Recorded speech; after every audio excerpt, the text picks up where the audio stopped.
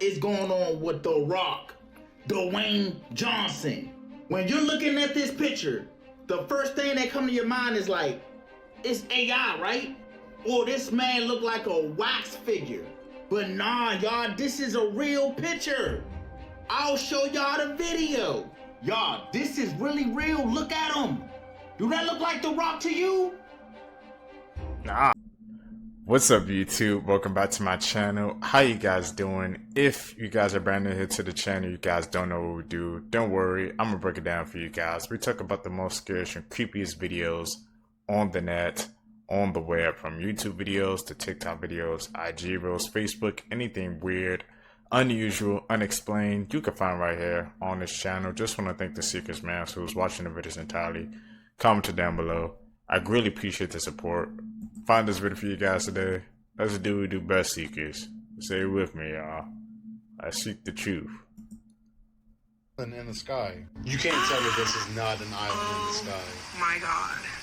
What is that? I don't know. Is that heaven bleeding through to our reality? Or another dimension? I am or is it just a mirage?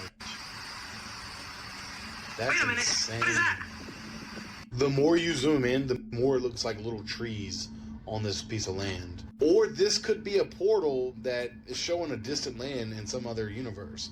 As always, let me know what you think in the comments. Stay weird. There's some crazy history you didn't learn in school. At one point, the US was planning to detonate a nuke on the moon just to show off during the space race. Hitler, Stalin, Trotsky, and Tito were all living in Vienna at the same time in 1913, all unaware of what was about to unfold over the following decades. North Korean archaeologists once claimed that they found a real unicorn lair. In 1835, the United States had no national debt, and that lasted for 1 year. There is a Titanic monument in Washington, D.C. that was funded by women for the men who died so that women and children could survive. The creepy bunker is what will sell you on this place. Maybe it's the extensive cave system in the backyard. This is a home for sale right now in Shelbyville, Tennessee. The address literally is Zero Cavern Bunker, and it truly is one of a kind. This is what the house looks like from the outside. Find a bunker hiding in a cave in the backyard. This is a 2-bed, 2-bath home with a full workshop attached, and they include pictures of a Humvee, which actually comes with the property. Interestingly enough, the house also comes fully furnished, almost like they're trying to get rid of anything that may have an ancient spirit attached to it. The property has a whole bunch of outbuildings. Here's one of them, and then they have this little cabin that's currently being used as a chicken coop. Now, I don't know if the chickens come with the property or not, but that is an important question. I'm assuming this is the trail you have to take to get to the bunker, which is built into the cave. And this cave system is extensive. I mean, really extensive. In the listing description, it says that it covers 60,000 square feet. Damn. Just think of all the exploring you could do here. They also say that all other entry points into the cave system have been blocked off with over 10 tons of steel, which is kind of terrifying to think about. My imagination just runs wild with this place. Imagine the spooky seances you could host here. I'm pretty upset that they don't show you what the inside of the bunker looks like, but with all of the property they have, with all of the outbuildings, and the cave system, Halloween parties would go so hard here.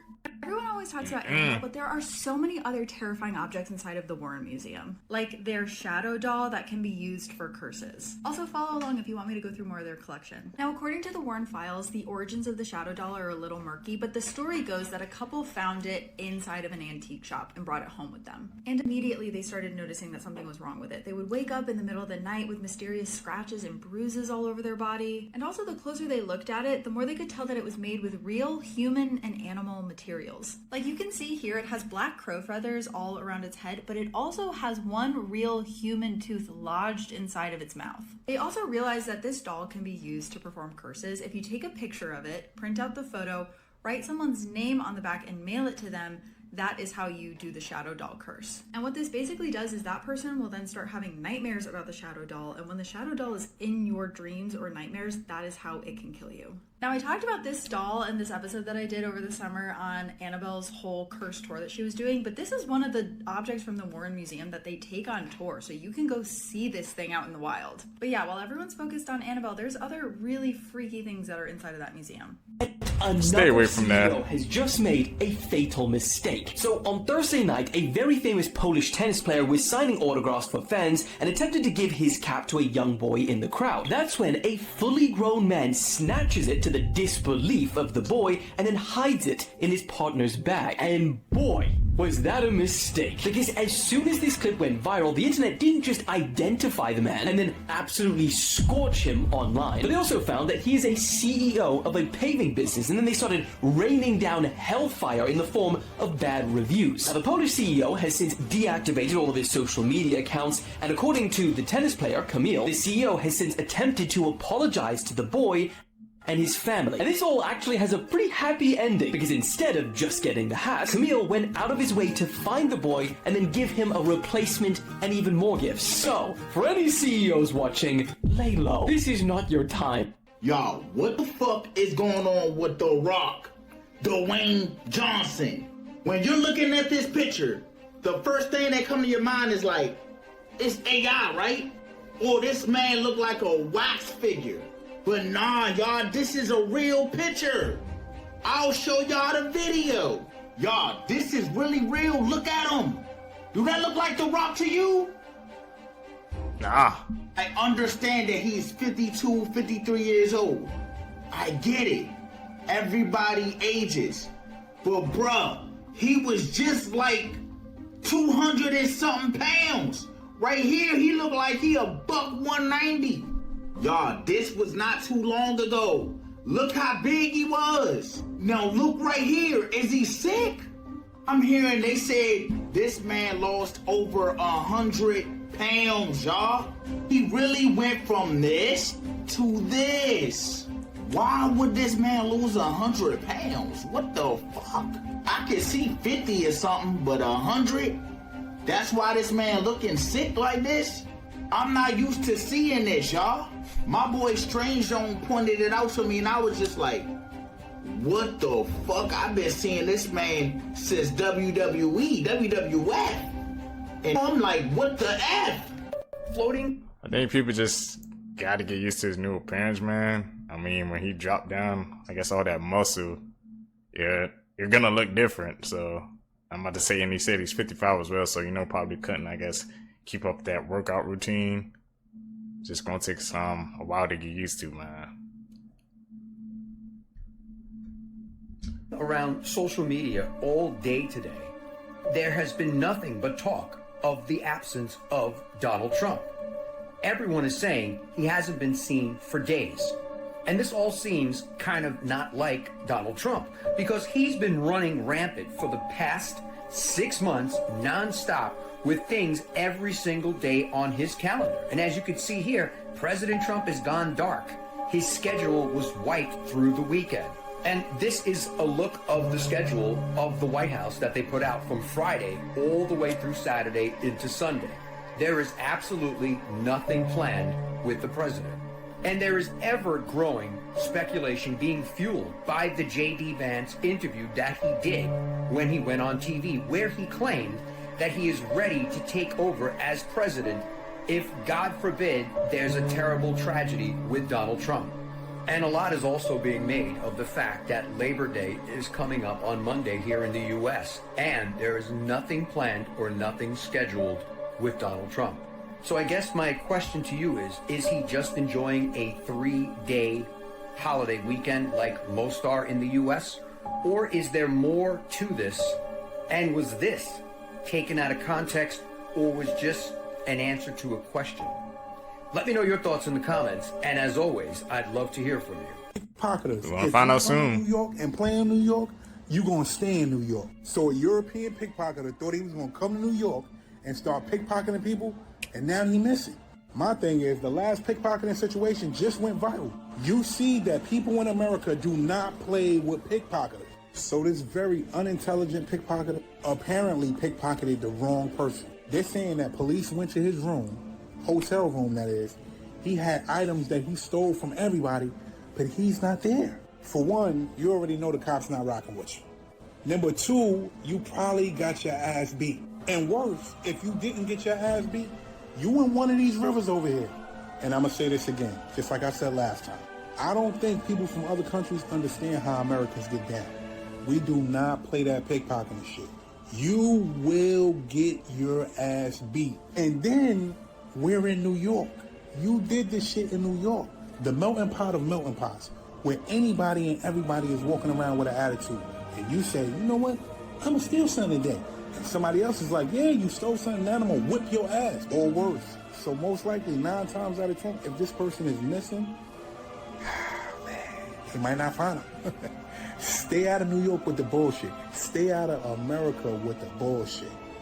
For real. You're at Walmart. Take heed to his words. No, Don't get me started. Listen to this. Okay, so he knows. You're about to convert me into a non-Walmart person, and I've been Walmart ride or die for my whole life. Yeah, dude. okay, so Walmart really put in the muscle to make all these self-checkouts, you know? So firing a ton of staff and stuff. Saving so much money. Yeah. The whole idea is, right, is like you're going to save a lot of money because you don't have to hire staff. It's just self-checkout. They lost amounts of money. Record amounts of money. In theft? Yes. Yeah. Like, it was like last quarter was like 300 million or something. Damn. Probably even more than that. But now they're coming out with, it's called Walmart Plus. So basically, you pay $98 a year in order to be able to use the self-checkout. They think they're Amazon. Like, what do they do? That's not is gonna work. going on? We're paying you to work for you? Yeah. That makes no sense. Dumbest thing I've ever heard in my life. So like, here's an idea, because they can't just like get rid of it. The investment they've put in it. The investment, but also like getting more staffing and that's where the future's going. Like, they're not going backward. No, Michael Jordan. Who is paying $98 a year to use the self-checkout in Walmart? That's crazy. I haven't even seen that yet. Hopefully it never comes to my area, man, but $98 a year, man, to use self-checkout like you said. They think they Amazon, bro. No. They tried to take the shortcut, man, fire their staff. Look what happened. I don't know if that was karma trying to balance them out or what. He has a superstition. But what? When he used to play, all of those years where he was dominating, he would wear his North Carolina shorts under his Chicago uniform. Yeah. And I didn't even take it in. They put that in Space Jam too. Oh, he's like, I hate my shorts. Someone's gonna have to go to my... His college basketball shorts on underneath his uniform. Yeah. Because he had like a thing that he would play really well. The time, 18. Jordan, 14 seconds. Who's the GOAT to y'all? Jordan or LeBron? See, cause I need to know.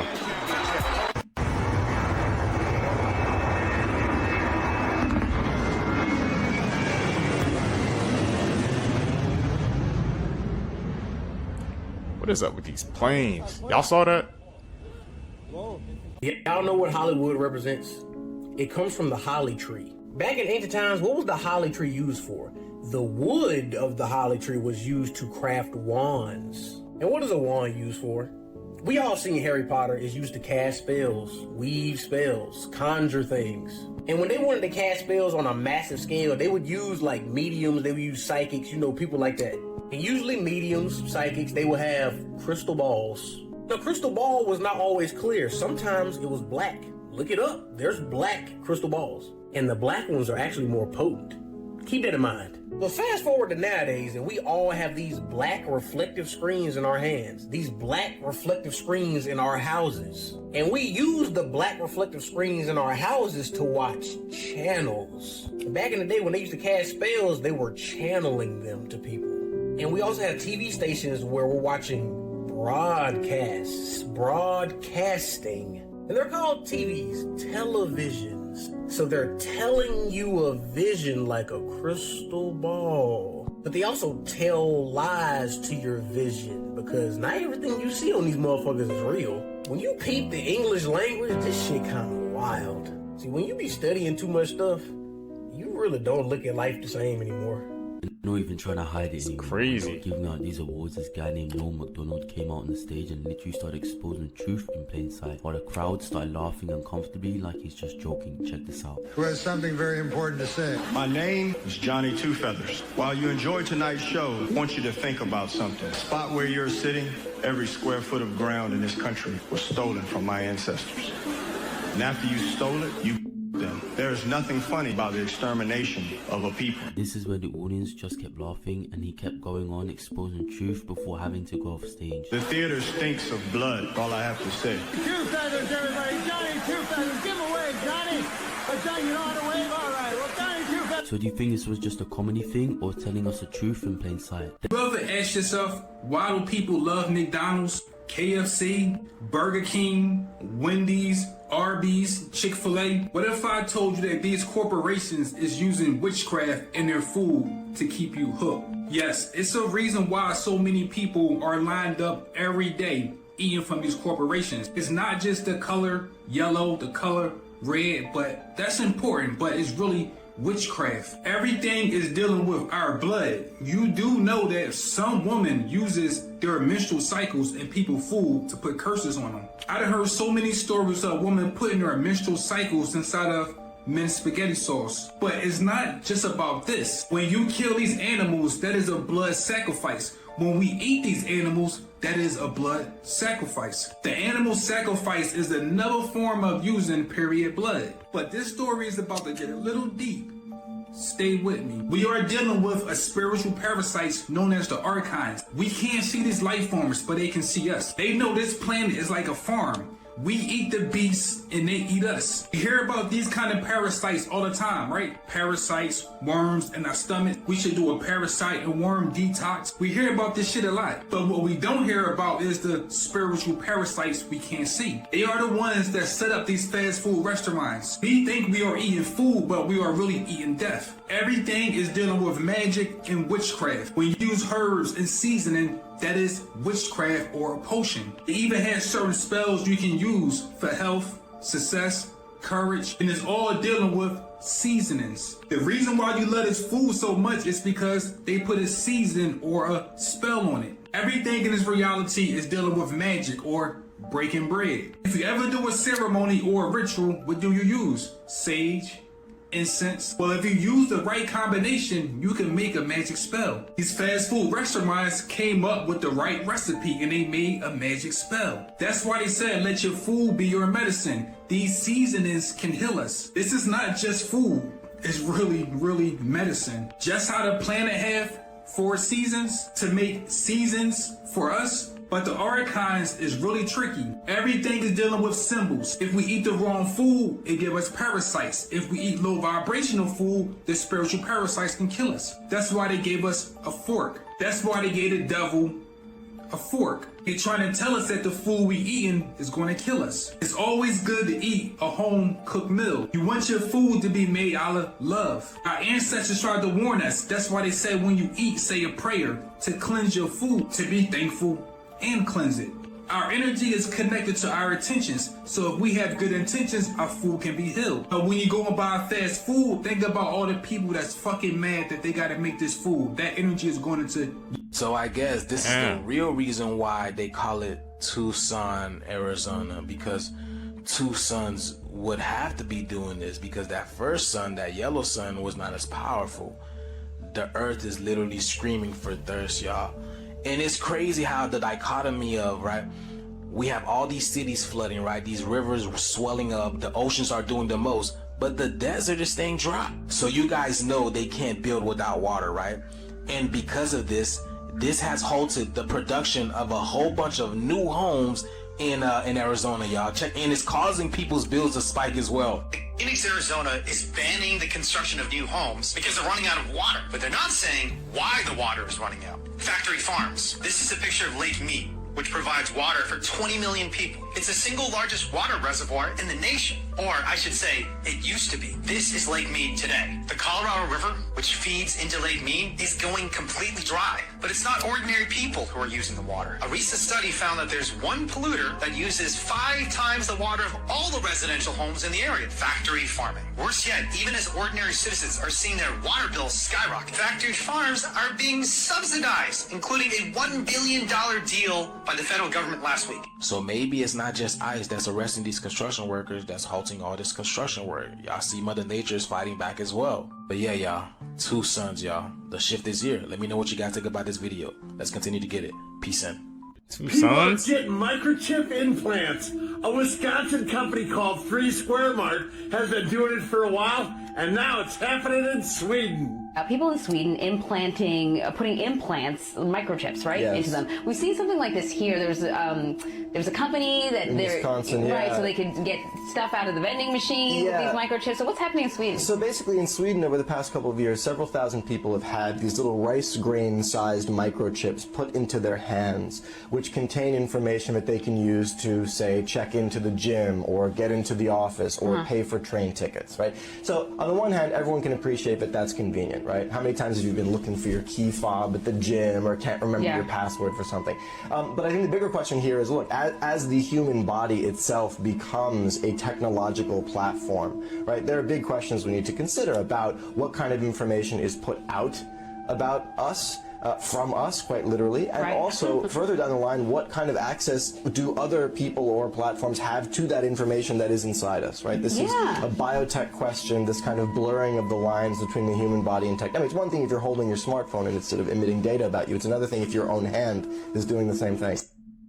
Lady married her dead boyfriend. In 1978, in a small town in Ohio, there was a woman named Linda Smith who was head over heels in love with her boyfriend. They had talked about marriage endlessly, but just weeks before their wedding, her boyfriend tragically died in a car accident. Linda was devastated. Her boyfriend named Lemmy Leaf was the best boyfriend ever to her. One evening, Linda couldn't take it anymore, and she dug up her boyfriend's grave with the help of her two brothers. She announced she was still going to marry him. The townspeople were baffled, and some thought grief had driven her mad. Linda planned an eerie wedding party and invited everyone, wearing a white dress beside Max's corpse in a suit. Then came the twist. Linda didn't plan on returning her boyfriend to his grave.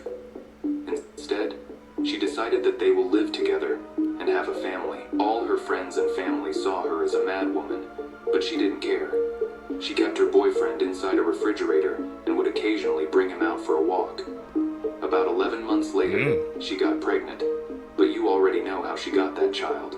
Creepy last words people that said true? right before dying. Laura says that she works in a palliative unit, and many dying patients claim to see nuns. The nuns are said to be dressed in all white or all black. She said that many patients' last words before they died were related to the nuns. She said that one time a patient told her, "Will you tell the nun to stop waking me up at night?" She kept waking me up to see if I was okay. On another occasion, she asked a patient who he was talking to, and he replied, "The nun sitting over there." One night, Laura was sitting down, and she noticed someone dressed in all black go into a patient's room. She found it odd for a visitor to come in at 2 a.m., especially since the patient never had visitors before. She decided to peek in the room to see who the visitor was, but when she walked in, there was no one there. The patient passed later that night, even though Laura says that when she put him to bed that night, he didn't seem close to death at all. Laura says that it freaks her out when the patients talk about the nuns. If you hear bones, The nun is real. behind you at night,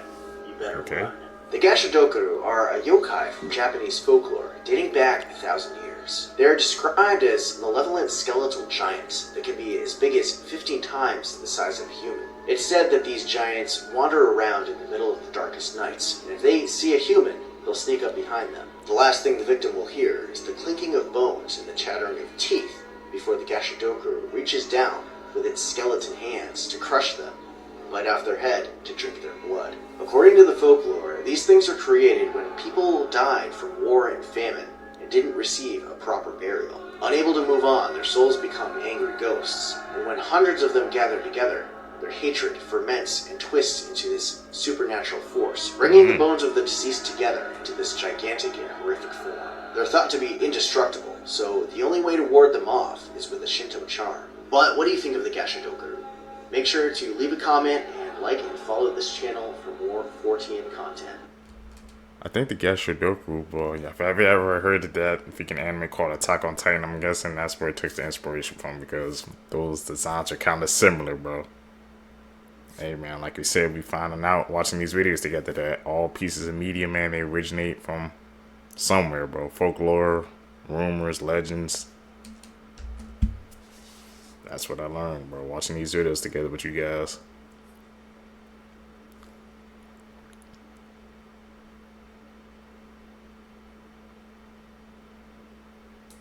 Edit. Imagine going into surgery to try to fix a condition, but you actually come out looking much worse. Well, that's exactly what happened to 29-year-old Kayla Cannon. She was born with congenital ptosis, which is basically a condition where your eyes droop, and she wanted to fix this problem, so she went to a specialist, and then she came out looking like this. Kayla decided to get this procedure done with Dr. Harvey Chip Cole, who's located in Atlanta. This doctor made a ton of mistakes during this procedure, one of them being removing half of her eyelids, which caused a lot of tightness and left her looking like this. After the botched surgery, Kayla had a serious infection and could barely close her eyes because of how tight they were. And she had to undergo 7 additional surgeries to correct the damage, and she was left with these permanent scars. Kayla's devastated because she feels like she went through this procedure only to look worse than what she did, and this is the first time that this doctor did something like this. This is another patient who was also botched, and she came out right after Kayla spoke out about this doctor, and the crazy thing about this is that he is still practicing. Take his license away. Disturbing backstories. This might look like a normal family photo, but the reality is terrifying. The man in the yellow sweater is named John, and he's holding a baby named Heather. Heather grew up thinking she was adopted by John's brother, making John her uncle. But one day, a phone call changed everything. She had overheard a phone call saying her uncle was arrested. John Edward Robinson was connected to the deaths of multiple missing women, including 19-year-old Lisa Stassi, who was last seen with her 4-month-old daughter Tiffany, who went missing. And that's when Heather realized she's Tiffany. The man she thought was her uncle was actually her mother's killer. John had faked adoption papers and tricked his own brother into adopting his victim's daughter. And for 15 years, no one knew the truth. Follow for more. Did you know he never Ronald knew. McDonald is no longer the mascot of McDonald's because of a chilling incident in 2010? This terrifying tale took place in Cuernavaca, Mexico. At a local McDonald's, a statue of Ronald McDonald sat on a bench, a popular spot for photos. Everything seemed normal until one night, when 2 gas station workers from across the street decided to take a break. One went to the bathroom while the other sat next to Ronald, saying, "I'm tired." To his horror, Ronald replied, "Me too." The man, stunned and terrified, leapt from the bench and suffered a fatal heart attack. Hearing the commotion, the second worker rushed out of the bathroom. He saw something so terrifying that he shared the story with everyone he could. However, days later, he fell into a coma and passed away. McDonald's allegedly erased the security footage from the gas station's cameras and quietly removed most of the Ronald statues. This eerie event might explain Ronald McDonald's near disappearance from the brand. I'm about to show you one of the I've always wondered, why he's like evaporated from the brand. Maybe something, I don't know if it was like remote activated but had automated responses, but that's sure, that's a solid reason why they got rid of him. Or did something else happen? most interesting graves in Texas. It's in the Texas State Cemetery in Austin. I visited the other day. It was a cold, dark day. If you walk into the cemetery, you'll notice all the Texas flags and the Texas monuments. These people that were buried here were proud to be Texans. But if you keep walking, you'll notice the Confederate field where Confederate soldiers are buried, and right next to that is the grave of Albert Sidney Johnson. He was at one point considered the strongest general in the Confederacy. He was killed possibly by one of his own troopers. He was killed during the Civil War at the Battle of Shiloh, possibly by one of his own soldiers, and his body was initially buried in New Orleans, but he was moved back to Texas. In 1905, a sculptor was hired to create this monument, and let me tell you, it's eerie because it depicts Albert Sidney Johnson exactly how he looked as he lay dying on the day of his death. It's an eerie monument, it's life-size, it's right in the shadow of Stephen F. Austin's grave at the top of the hill here at the cemetery, and it's very, very, very interesting to see in person. He's pointing at it. Like, is it connected or something? The whole sculpture, the last moment of before you leave the world, that's definitely eerie. I don't know if you guys know who these people are, but this is Alana and Brock, and they have a family vlogging channel. They live in Australia, and Alana makes a ton of TikToks about her daughter, Daisy, and how she's sick. Okay? It has just been found that her daughter does not have all of these sicknesses that they previously thought she did, and she was actually being poisoned. Now, Alana had just come on TikTok not too long ago crying and saying how her daughter had brain tumors all through her scans, and her daughter has been sick for a very, very long time. It was found that increased high levels of benzodiazepines were found in Daisy's bloodstream that was leading to her sicknesses. Alana has been profiting off of Daisy's sickness. She has GoFundMe pages, all of her TikToks that are now deleted, the whole page is deleted. All of it has been her doing this to her daughter, allegedly. Daisy's dad said he had no clue about any of this, and the children, because they had multiple kids, were taken out of their care, and right now Daisy is recovering. So Amy Slaton from Clout was dangerous, man. Sisters was just arrested, and the way she was arrested is an actual fever dream. Like, honestly, I feel bad because if this goes the wrong way, she could lose custody of her children. So on Labor Day, Amy Slaton, her boyfriend, and 2 children went to a safari park in Alamo, Tennessee. It's basically like a drive-through zoo where you can feed the animals and pet them if they let you. We don't know exactly how it went down yet, but sources are saying that Amy was bit by one of the camels. I don't know if the injury was so bad that Amy called the police, or if it's just the park's policy to call the authorities anytime someone is bit by an animal, but the police were called, and when they approached Amy's car, they immediately smelled some green flour, if you know what I mean, and when the authorities looked inside, they allegedly saw the flour and some special mushrooms in plain sight. Amy and her boyfriend Brian Lavorne faced charges of illegal possession of Schedule 1 and Schedule 6, and because the children were in the car, they also faced 2 counts of child endangerment. We know that the children are safe and staying with Amy's family members, but Tennessee's Child Protective Services are still investigating, so this could end very badly for Amy. And as of now, I'm pretty sure Amy is still in the Crockett County Jail on a $10,000 bond. I am unaware if Thousand Pound Sisters is even filming right now, but if you are, let me know in the comments. Oh, they're TV stars, what the hell? Out loud, you might die. Hello, my name is Tamino, the creator of the poem Tamino's Hell. I was a boy who lived in Japan. I had very strict parents who would commonly give me cruel and unfair punishments, and was beat by my sisters. One day, I wrote this poem about my journey through hell, fueled by my sisters. But be careful, do not read it out loud. My parents found this poem and dragged me to the cellar and locked me in for several days. They did not bring me food or water, and I passed away due to starvation. My spirit now haunts this poem, and anyone who reads it out loud will be cursed with the same feelings of helplessness and despair that I once felt, as well as extremely bad luck, including accidents, sudden illness, or loss of their voice, and eventually loss of life. So don't risk it, and always remember... Dirty Facts About History That They'll Never Teach You in School, Part 4. In her famous diary, Anne Frank originally wrote many explicit details involving her lady part's menstruation and pleasuring herself. Her father, Otto, cut those parts out. John Harvey Kellogg, one of the Kellogg brothers who invented breakfast cereal, advocated for sewing silver wires through boys' foreskins to prevent them from masturbating. In 1969, Yoko Ono released a film entitled Self-Portrait, consisting of a 42-minute shot of her husband John Lennon's semi-erect member. Following its initial screening, the film was never shown again. Often referred to as the father of vegetarianism, Sylvester Graham shunned alcohol, white bread, meat, and lust. He popularized whole grain food products and originally invented the graham cracker in the early 1800s to stop people from masturbating or having sexual desires. In 1851, Graham died of complications from an opium enema at the age of 57. Damn, he was still young, man. Those facts blow my damn mind. People back in the day were had some extreme methods, man.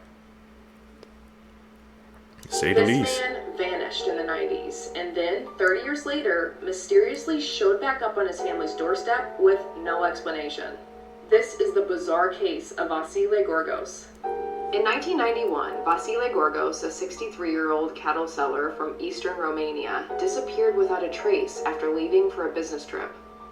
Through his work in the cattle business, he would frequently travel to other cities. He bought a train ticket as he usually did and told his wife and kids he'd be back in a few days.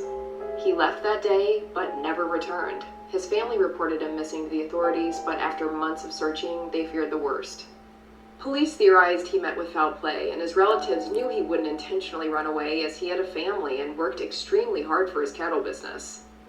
It was ultimately determined that he most likely passed, and his family held a memorial service for him. Fast forward to August 2021. It was a quiet Sunday afternoon when an unknown vehicle stopped in front of the Gorgo's home. An older man stepped out as the car quickly sped away, and to everyone's shock, who got out of the car? It was Basile. His family was in complete shock. He was now 93 years old. He was clean and wearing the same clothes he wore 30 years prior when he went on that ill-fated trip. Along with his clothing, they also found that train ticket he bought 30 years ago, along with some identification. But he barely recognized his family, and seems to have no memory of where he's been the past 30 years. He seems to remember events before the time he disappeared, but nothing from the 30 years he was missing. And after the media got a hold of this story, people had so many questions. As for the car that dropped him off that day and sped away, neighbors said they weren't able to get the license plate or see what the driver looked like. This is one of the strangest stories I've ever heard, and many like myself wonder what happened and who dropped him off that day. Some have pointed to him possibly having another family. Others have speculated a glitch in the universe or time travel. Personally, I am stumped. What are your theories? Where was he those 30 years? It's a glitch, bro. Like they said, glitch in the matrix. Something happened, bro. That much time You're out gone. and about and see a duplicate of yourself standing in front of you. And I'm sorry, my friend, but the end is near. Well, at least according to Irish folklore. You see, today we're looking at an entity called the Fetch. Now, the Fetch is a very simple concept. It's an exact duplicate of you. Though its appearance is regarded as an omen, usually indicating that your time is near, my friend. Though according to some, the time of day a fetch appears completely changes what it's meant to be indicating. So if you see a fetch in the morning, according to some, it's actually a good sign indicating a long life. This folklore series is quite fun, isn't it? Are you ready for the next episode? I'm going to warn everybody right now, the case that we're about to cover is easily one of the most disturbing true crime stories I've ever heard in my life, so viewer discretion is really advised for this one. This is Kevin Davis. He was 18 years old back in 2014 when this horrific event took place. Kevin lived here in Corpus Christi, Texas, and shared an apartment with his mother, Kimberly, and his sister, Destiny. On May 26, 2014, Kevin snapped. He had been having homicidal thoughts for a long time, but on that particular day, he decided to bring his dreams and his fantasies into reality. On that morning, Kevin told his mother, Kimberly, that he wanted to unalive himself, and she told him that she couldn't stop him if he wanted to. After hearing this unexpected response from his mother, Kevin went into a rage. He grabbed a cord and attempted to strangle his mother on the couch where she was sitting. But his mom, Kimberly, managed to fight him off, and in a panic, Kevin went into the other room and grabbed a hammer. Now this is where it gets really disturbing, so if you're still here with me and you have a weak stomach, don't keep listening. Kevin then bashed his own mother's skull in with the hammer, hitting her at least 20 times, and he then grabbed a knife from the kitchen and inserted the knife into the head wound. At that point, Kimberly's head was opened up, she had a massive head wound, and her brain was exposed, and Kevin stuck his hand into his own mother's head and played with her brains. He later told detectives that it felt like putty. Now, after his mother was dead, Kevin dragged her corpse into another room and her, which is unbelievably shocking and disgusting. After all this was said and done, he went to a neighbor's house, told them to call 911, told them that he had just murdered someone, and he was arrested without incident. When Kevin ultimately arrived at the police station, he was brutally honest with investigators about his crimes. I listened to the entire interrogation, and I cannot unhear some of the things that he told investigators. It's vile and shocking. But at one point, he smiles at the investigators with a little grin and says, "Yes, I guess I lost my..." to a corpse. After his trial, he was handed down a sentence of life in prison. He's still alive, he's still in Texas right now, and he even admitted to investigators that if he was given the chance, if he were out on the street again, he would kill again. I'm sorry to have to fill your guys' minds with this stuff, but This is a truly disturbing case that I can't stop thinking about because of how horrific it is, and yeah, I cannot believe that this happened. No words for that case, man. Speechless.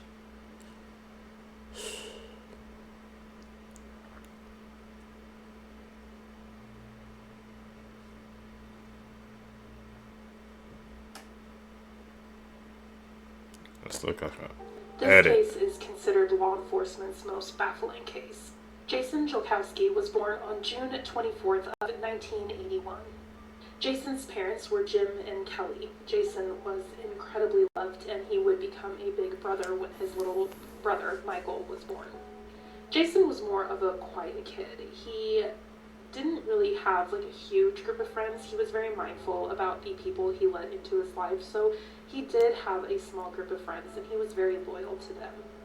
But Jason was also incredibly intelligent. He had dreams of being a radio DJ, and he did work part-time while he was in college as a DJ, and people said that when he was on radio, he became very peppy and lively. Like, it was a completely different personality. He was very talented at being a DJ. He was currently taking a break from his classes at the community college he was going to in Iowa because his parents simply could not afford it. But he very much planned on going back to school. He had just recently gotten another job that offered tuition reimbursement, and he was very excited to continue his studies so he could become a radio DJ. But on top of wanting to be a radio DJ, he also was very religious and talked about maybe one day becoming a priest. Jason was not the kind of kid that was involved in partying or drugs. He was a very studious and responsible young man. But before he was starting this new job, he was currently working a job at Fazoli's. On June 13th of 2001, Jason was called into work. His boss called him and asked if he would come into work early that day at Fazoli's. Jason agreed to this, but his car was currently in the shop getting work done to it, so he told his boss that he would just walk to work, which would have been about 4 miles away from his home in Omaha, Nebraska. But his boss said, we have another person coming in, I can have them come pick you up and take them to work. So Jason agreed to meet with this person at the high school that both him and his coworker had gone to school at. This would have been about 8 blocks away from his house, or half a mile. They agreed to meet at the school at 11 a.m. and the last known sighting of Jason was about 10:45 in the morning when their neighbor saw Jason and his younger brother Michael taking the trash cans from the street back to the garage. This would have been about 10:45. Jason is then seen walking toward his high school right after taking these trash cans back from the curb to the house. And sometime in this 10-minute walk, it would have been about 10 minutes to get from his house to the high school, Jason simply vanishes. We'll get into more in part 2. Give me a couple of minutes to film it and get it up. It'll be down in the comments. You probably didn't know that one day could save your life. Talk about it. If you ever have to eat crickets or similar insects, chew them. Do not swallow them alive. They have spines on their legs which can cling to your throat, blocking your airways, causing you to suffocate to death. If your water ever smells like cinnamon, do not drink it. People often use it to cover up the scent of poison.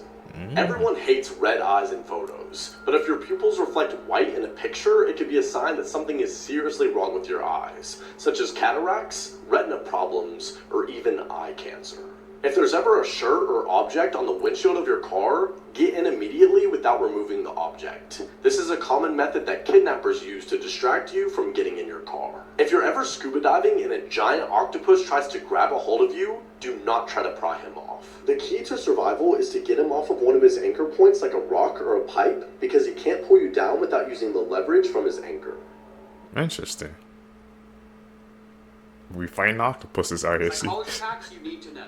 If someone is trying to make you decide something in a hurry, they're probably giving you a bad deal. Walk away. If someone's starting to have a panic attack, start breathing loudly and regularly. The person that is panicking will subconsciously start breathing with you. When someone in a group of people laughs, they tend to look at the person that they like the most. Nervousness and excitement have the same body reaction, so if you're nervous for a speech, try to convince yourself that you're actually excited. If you can get someone to contribute the idea, they are more likely to accept it. If you think someone is watching you, fake a yawn and then watch them. If you whisper to someone, it's likely that they'll whisper back, even when they have no reason to keep their voice down. Follow for more. Really whispering? That helps? Weird facts about the world, part 1. It snows in the Sahara Desert. Coca-Cola does not exist in only 2 countries. Colombia's brightest rainbow is in a river. You're always 7 years behind Ethiopia. What the hell? So what year is Ethiopia in there right now? Can someone please explain to me how a person can get stuck inside a turned-on walk-in oven? At around 9:30 p.m. on Saturday, police were called to this Walmart on Mumford Road in Halifax after a 19-year-old woman was found inside one of their walk-in ovens in the bakery section. Police say that the 19-year-old woman was already deceased when they arrived, and they're still investigating what happened.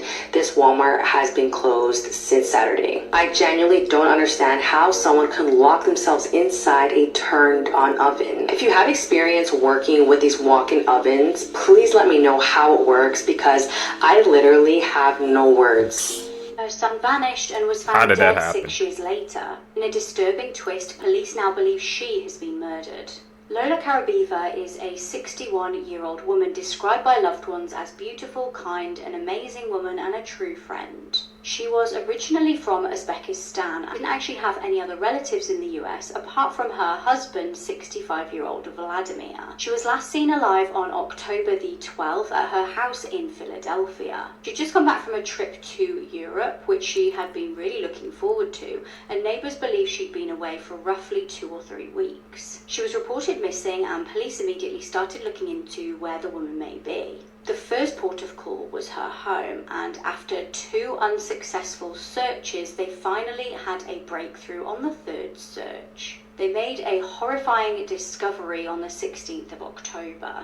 Her lifeless body was found wrapped in plastic and taped up in a wardrobe in her home. Police also discovered a dark stain on the floor, which they believe may have been blood. So what could the motive be for this horrific murder, and who could have committed it? Interestingly, police are looking into the possibility that an argument could have started between Vladimir and his wife. It's thought that this may have been around her late son. Now, the son disappeared back in 2004 and was then found dead 6 years later. He'd actually been out hiking and was tragically just 19 years old when he vanished. It's reported that the 12th of October would have been his birthday. Vladimir has been arrested and charged with abuse of a corpse, and although there's obviously suspicions surrounding him, he's not actually been charged with her murder as yet. Sola's cause of death is yet to be determined.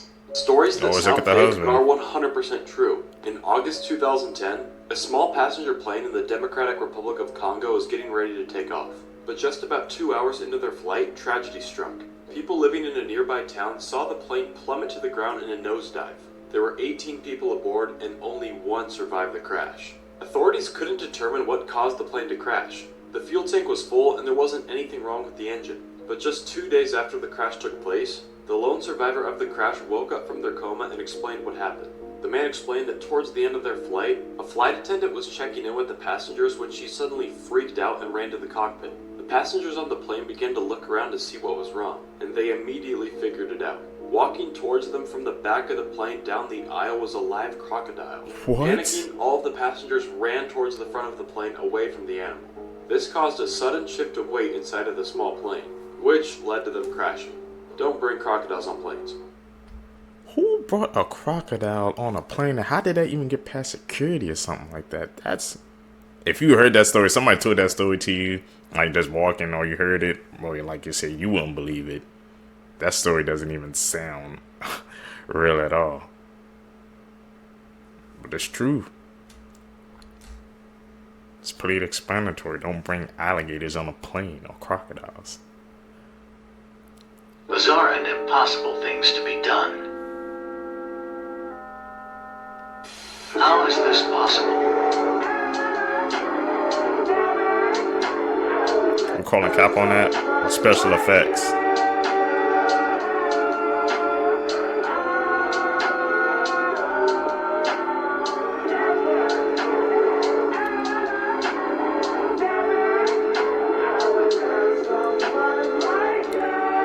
Is he wearing wires? That's another possibility. Dirty facts about history that school probably didn't teach you.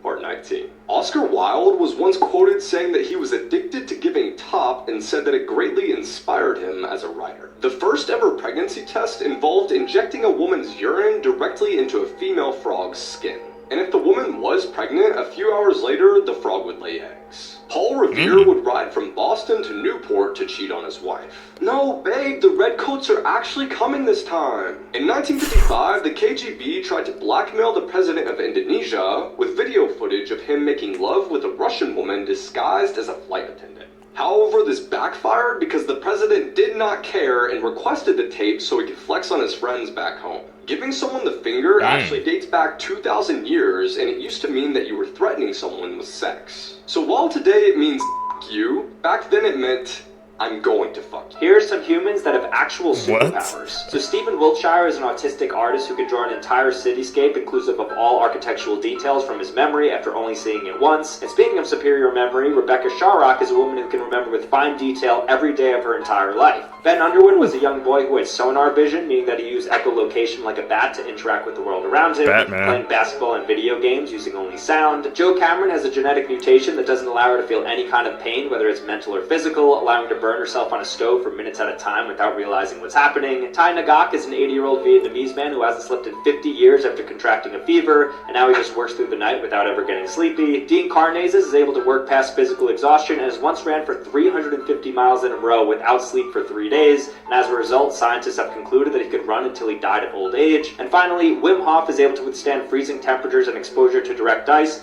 for periods of time that medical experts didn't believe were possible, like this 1.5-hour ice bath. Pretty cool, right? Money facts that will blow. People like that always freaking blow my mind, man. He stood in that ice bath in the Arctic water for like over an hour. I even hate being in the over there in like a minute or something like that. So they definitely have some special abilities, man. Crazy. Tell me down below, man. What ability would you guys seekers get if you could have any? Blow your mind.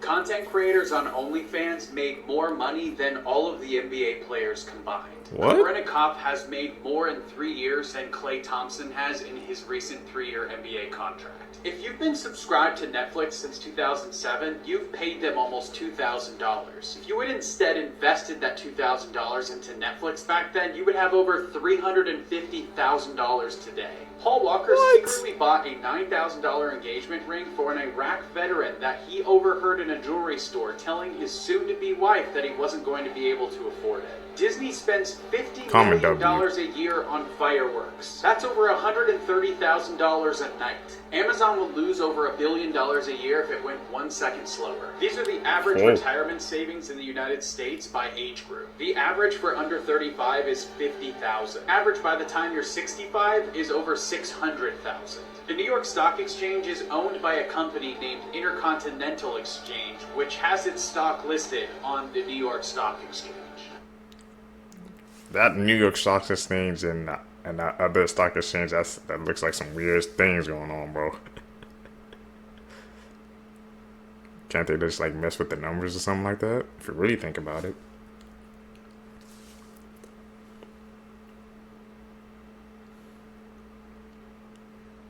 That's an edit. Call them out, Seekers. This is the age of consent in every country.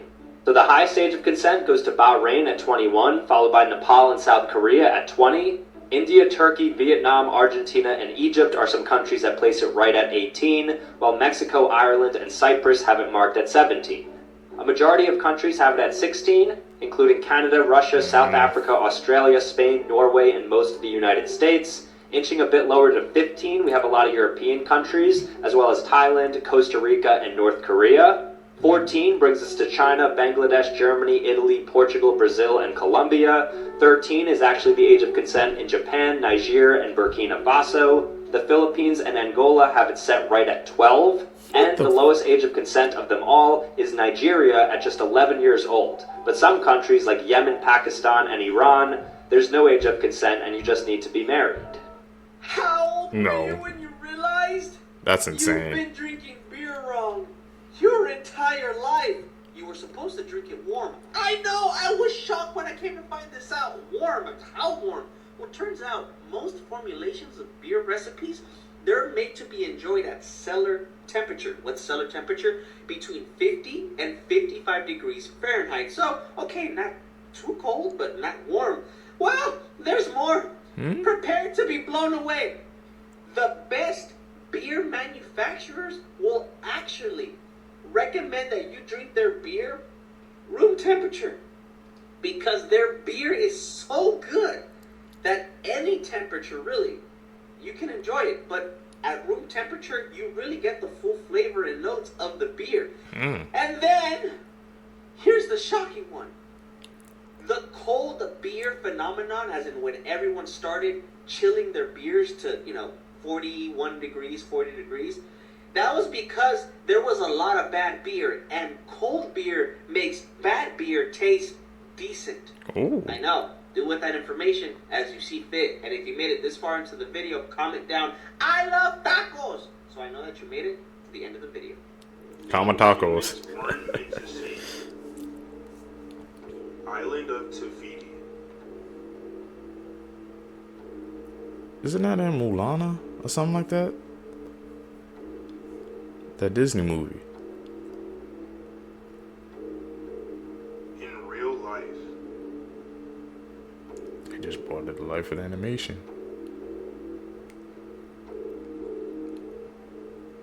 You see the similarities, you can see it. You see the grooves right there.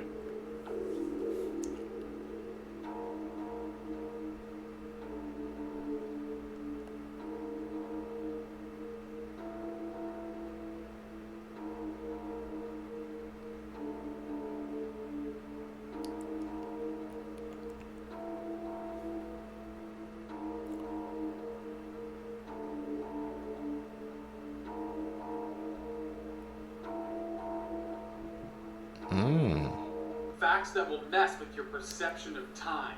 Betty White is actually older than sliced bread. By the time women were allowed to vote in Switzerland, NASA had already been driving a buggy on the moon. Karl Marx, the creator of communism, wrote a letter to Abraham Lincoln congratulating him on his re-election. Oxford University existed for hundreds of years before the founding of the Aztec Empire. The fax machine was invented the same year the first wagon crossed the Oregon Trail. The Ottoman Empire still existed the second to last time the Chicago Cubs won the World Series. That means that Turkey was not founded as a country until 15 years later. Star Wars came out the same year that the last guillotine execution was used in France. Follow for more. Those possessions of times will mess you up. I'm gonna ruin your childhood, part 13. Carl died in the beginning of the movie Up, and Russell is his guardian angel, trying to help him cross into heaven. Maybe that's why he had dreams of all of his memories with his wife. But what if Russell isn't just any guardian angel? What if he's Carl and Ellie's miscarried kid? Russell wasn't trying to earn a badge, he was trying to earn his wings. They put things into Please, perspective. I need your help. Can anybody tell me the name of this movie? I see you. Sister, may we help you? You just lost the element of surprise, demon. Sister, this is a pre-trial hearing. We're going to have to ask you to sit down, officer. I'm fine, Your Honor. No recess. He's the evil coming to New York. Let me adjust the microphone for you. Now turn. How's that? Mandela effects that will alter your perception of reality. Part 1. Many iPhone users recall there being a robber emoji with a beanie, a black and white striped shirt, and a money bag thrown over his shoulder. Yeah. However, this emoji never existed. In Star Wars Episode 5, The Empire Strikes Back, Darth Vader does not say the words, "Luke, I am your father." He actually says this. No, I am the father. There was never a Disney intro where Tinkerbell dotted the I in Disney with her wand. Curious George does not have a tail. He never did. And Pikachu never had a black tip at the end of his. The Fruit of the Loom logo does not have a cornucopia. And if you look at the logo's 130-year history, not once did it have a cornucopia in it. And contrary to popular belief, I was never verified on TikTok. But drop a follow and maybe this one will become a reality. Carlos Rodriguez right here. Killed Never Zoe know. Campos right here because he was hallucinating and thought that she was a demon. He even sent a handwritten letter to detail the killing in 2013 and why he did it. He admitted that he was wrong and he wanted everyone to know the truth 5 to 6 years later. He stated he's not a murderer, he just committed a reckless act. That reckless act happened to be murder though. He said he was hallucinating after smoking some sort of synthetic marijuana. He started losing track of time and hallucinating, seeing Zoe as a demon. Fast forward 5 years after that incident, in 2018 and early 2019, that's when her skeletal remains were found. He also stated in his letter, as soon as she started to laugh, he heard a demonic scream and her face started to melt, according to him. That's when he snapped and started choking her, or what he thought was a demon at least. He claimed he wasn't in the right state of mind, however, he knew he was wrong in this instance. Now, Carlos ended up pleading guilty on August 15th of 2022. Because of the actions and the murder, he is facing life in prison for this. There's no way around this. Let me know your thoughts about this case in the comment section below, guys. Stay away from drugs, man. That's the ultimate message. That really, like they said, it alters your mind, makes you see things that aren't there. Warps your perspective. I stay away from stuff like that, always.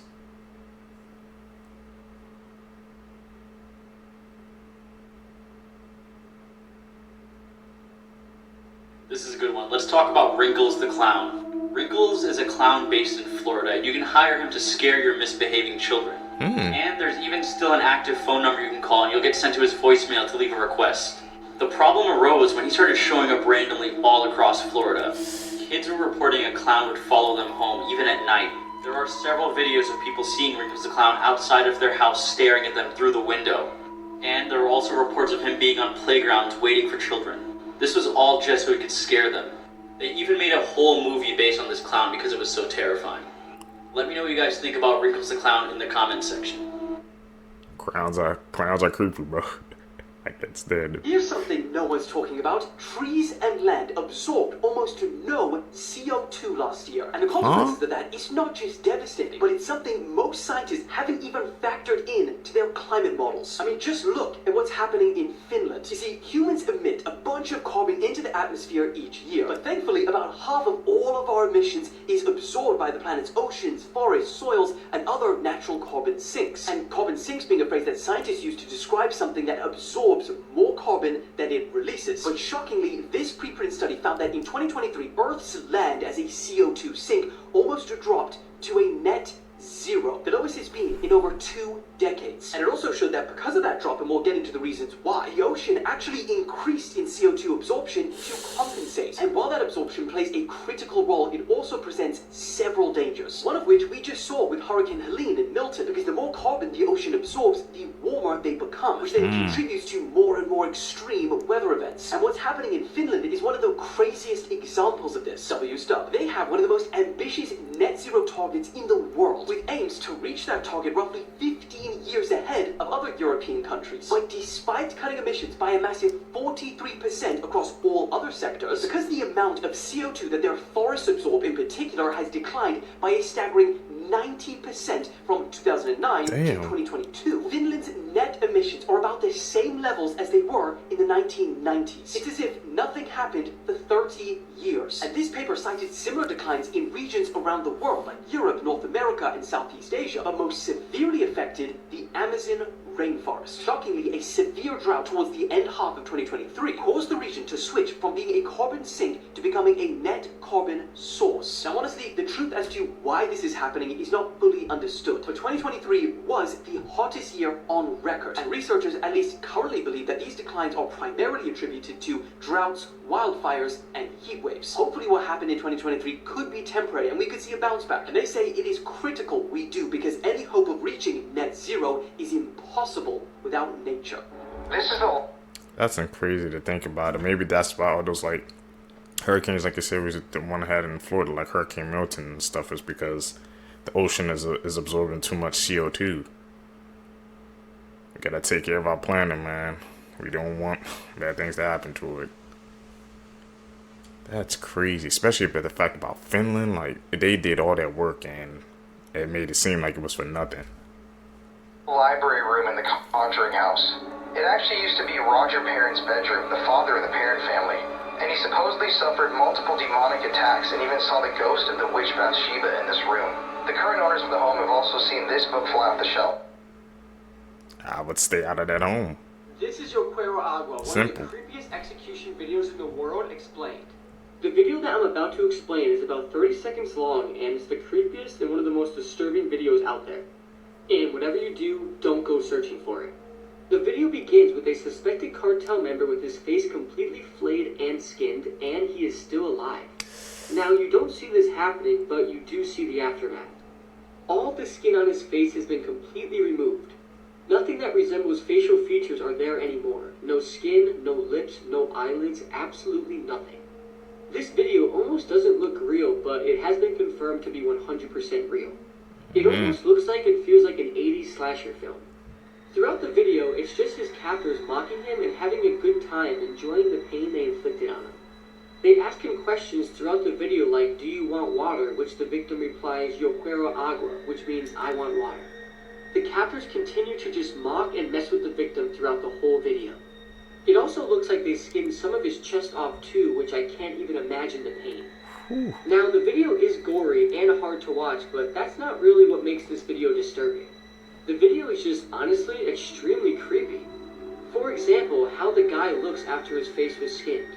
The best way I could describe it is that his face was stuck in a constant grin, but he has no face.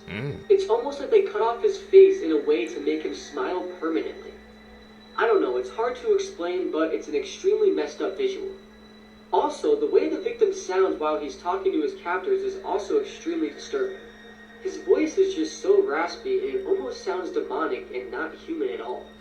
Now, we all know the video Funky Town, and people who saw Funky Town compare this video to it all the time.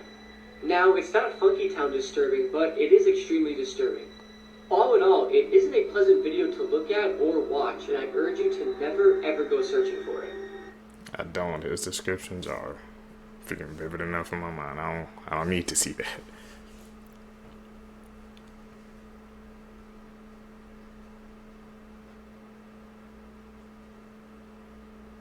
It looks like an edit.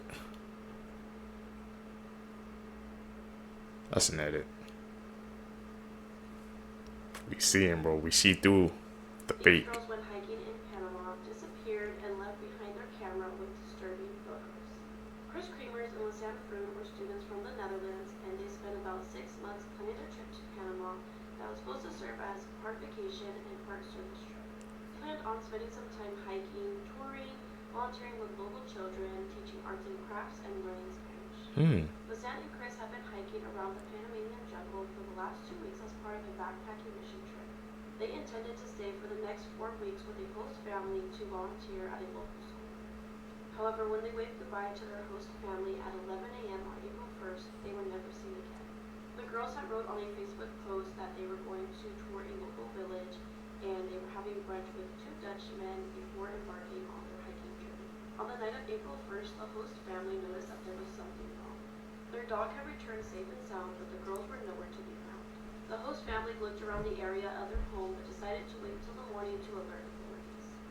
The next morning, Lisanne and Chris missed an appointment with a local tour guide, and this prompted the host family to alert the authorities. By April 6th, the girls were still missing, and their families ended up flying to Panama, bringing detectives with them from the Netherlands. Along with local police and dog units, they searched the forest for 10 days. Days turned into weeks, and after 10 weeks, there was still no sign of Lisanne or Chris. As police were slowing their search efforts, a woman turned in a blue backpack to authorities, claiming to have found it near the banks of the river. Inside of the backpack, they found 2 sunglasses, 2 bras, a water bottle, $83, and Lisanne's passport. Also inside, most importantly, they found Lisanne's camera and both of their cell phones. Police immediately began investigating the camera and cell phones and came up with some disturbing evidence. The phones had remained in service about 10 days after the girls had gone missing. As they were looking at the phones, there was about 77 separate times they tried to call the police. And with these call logs, they were able to come up with a time frame of how long these girls were in the forest. It seemed like all of these calls were not going through since they were in the forest, but only one of them went through, but after 2 seconds it disconnected. As police were looking at the camera, nothing seemed out of the ordinary. The first first photo was of Lisanne and Chris as they were starting their hike for the day. But as the photos progressed, it became more worrisome. There was a photo taken on April 8th between 1 to 4 a.m. and it was showing the girls' belongings spread out on a rock. There was plastic bags, candy wrappers, and most importantly, there was a photo of the back of Chris's head and there was blood leaking from her temple. Police were investigating where the backpack was found and they discovered Chris's clothes neatly folded near the edge of the river. About 2 months later, in that same area, a pelvic bone and a foot were found in a pool. And soon after that, the bones of the 2 girls were discovered. As investigators were looking at the bones, they were looking at Lisanne's bone, and it looked like they had decomposed naturally. There was still some flesh attached to them. But for Chris's bones, they looked stark white as if they had been bleached. Police questioned the locals, tour guides, and hikers in that area, but no one seemed to know what had happened to those girls, and there was not enough evidence to determine the cause of death. To this day, the disappearance and deaths of Lisanne and Chris remain a mystery. This feels like the Chris Watts story all over again. I don't know if you guys have heard of the father who unalived his 3 daughters after picking them up from their mother's house for a scheduled visitation. So on May 30th at 5 p.m., Travis Decker picked up 9-year-old Peyton, 8-year-old Evelyn, and 5-year-old Olivia from their mother's house and was supposed to return them by 8 p.m. that night. This is the last footage they have of Travis when he went to pick up the girls, and their mother, Whitney, said that when he arrived, he was acting a bit strange. He was more quiet than usual, but she never thought he would ever hurt their daughters. That night, when he failed to return the 3 girls, Whitney called the police and reported her daughters missing, but police told her that because Travis had legal visitation rights, they couldn't immediately issue an Amber Alert. Then, 3 days later, on June 2nd, all 3 girls' bodies were found near Rock Island Campground in Washington. Trigger warning for this part, but the girls were found with plastic bags over their heads and zip ties around their wrists. Travis's truck was found near their bodies, his wallet was inside his vehicle, and there was blood also found that belonged to a man. Travis is still on the run, and investigators found that days before he took his daughter's lives, he searched online how to relocate to find a job in Canada. Now, the mother has spoken out and mentioned that Travis suffered from severe PTSD and BPD after serving in the military and that they failed to provide him with necessary mental health care. What I find so odd about this is that Travis was basically homeless. He was living out of his truck, and Whitney had made a petition to modify the visitations because his mental health was getting so bad. So I don't understand how he was even allowed to take the girls since he didn't have a home.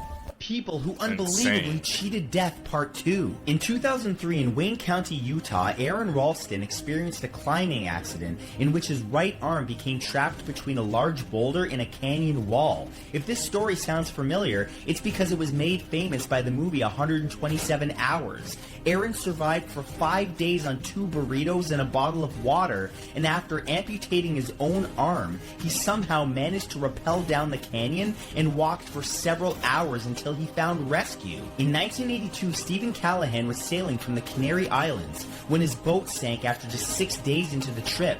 Left adrift on a 5-foot life raft, Callahan managed to salvage only 3 pounds of food and 8 pints of water. He managed to survive and travel almost 1,800 miles dealing with dehydration and even shark attacks. After a harrowing 76 days in the open ocean, Callahan was eventually rescued by a fisherman. I talked about this mother that gave her 6-year-old son an exorcism to clean him of the demons and ended up killing him in Florida. The body camera footage just dropped the cops' interaction with Rhonda Paulinis after she killed her son. She was very nonchalant about the entire situation. You can just feel the aura of the video was weird. I'm going to play it for you guys right now. Let's check it out. Also, check out my YouTube video on it. I just did a 6-minute deep dive on the entire situation, breaking down everything that happened. But let's play the video for you guys now. You have a 17-year-old son? 17-year-old son? Or, I'm sorry, a child? Yes. They haven't been in school in this whole month? Oh, yeah, no. It's just that, I haven't sent him to school yet. Weird. Okay. So, from what I'm being told, they haven't been in school this whole month. 41, it's all 97? The school is unaware of what's going on with him? Oh, he's gonna go back to school. Okay, but at this point, it's already reached the point of truancy. It's reaching the point of truancy. This is after the child's been killed. They're about to go see him inside right now. Obviously, I can't show that. Then go inside, so we got at least he's in it. That's what she said.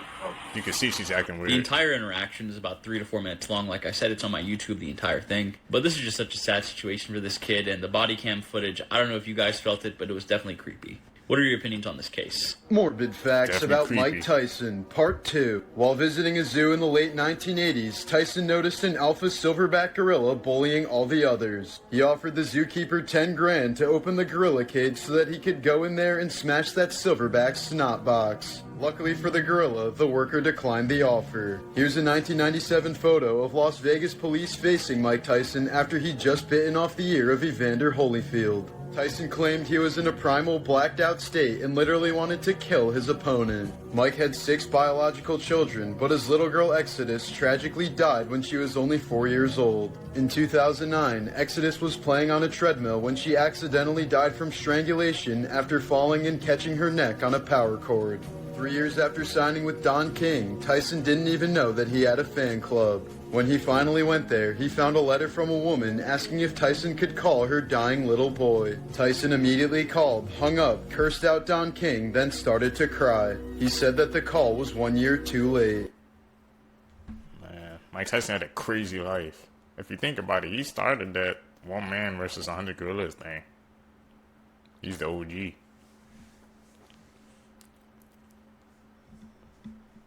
These are some truly unsettling facts, and I found all these on Reddit. Number 1, the world's loneliest whale. There's a whale that resides deep in the ocean that has been singing a song for years, but no other whales can understand it.